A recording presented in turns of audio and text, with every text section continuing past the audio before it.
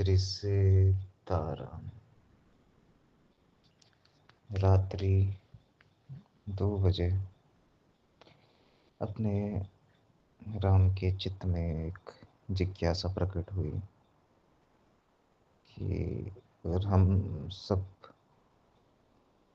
भगवान के अंश हैं, भगवान के पुत्र हैं, उस परमात्मा की आत्मा है, तो सब एक समान क्यों नहीं है? सबको भक्ति, सबको संकीर्तन, साधु संग क्यों नहीं मिलता? सबकी सबकी रुचि ईश्वर की तरफ क्यों नहीं होती है? अपने राम ने समझा कि कर्म का फल तो है, इस आत्मा ने जिस जिस देह पे अपना हक जमाया, तो वो उस देह के कर्म बंधन में फंस गई। उस देह ने इस आत्मा को पीछे रखकर सारे सुख भोगे, दोषों में लिप्त। जैसे ये शरीर है, सबकी रुचि नहीं, आत्मा की रुचि होती है। आत्मा को परमात्मा का मिलन होता है। इसलिए जब सत्संग, संकीर्तन आदि होता है, तो एक ठहराव एक ठहराव प्रत्येक मनुष्य को महसूस होता है। तो मानो वह एक संकेत हो कि आत्मा कह रही है, ये मेरे परमात्मा के मिलन का मार्ग है, अब इससे विमुख ना हो।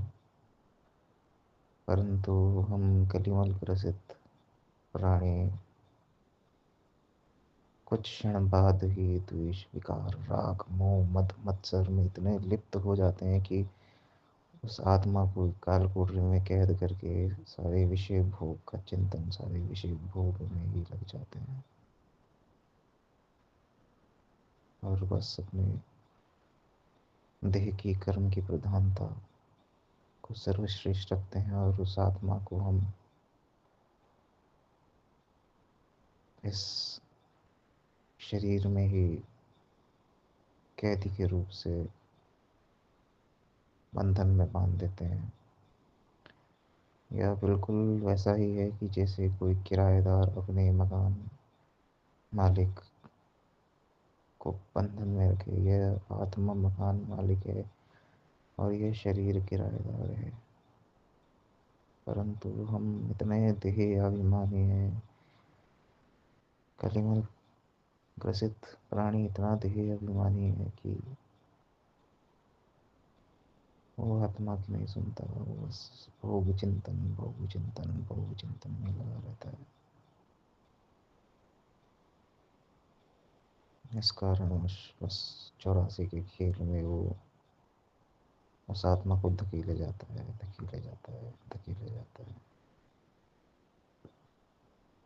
श्री सीताराम।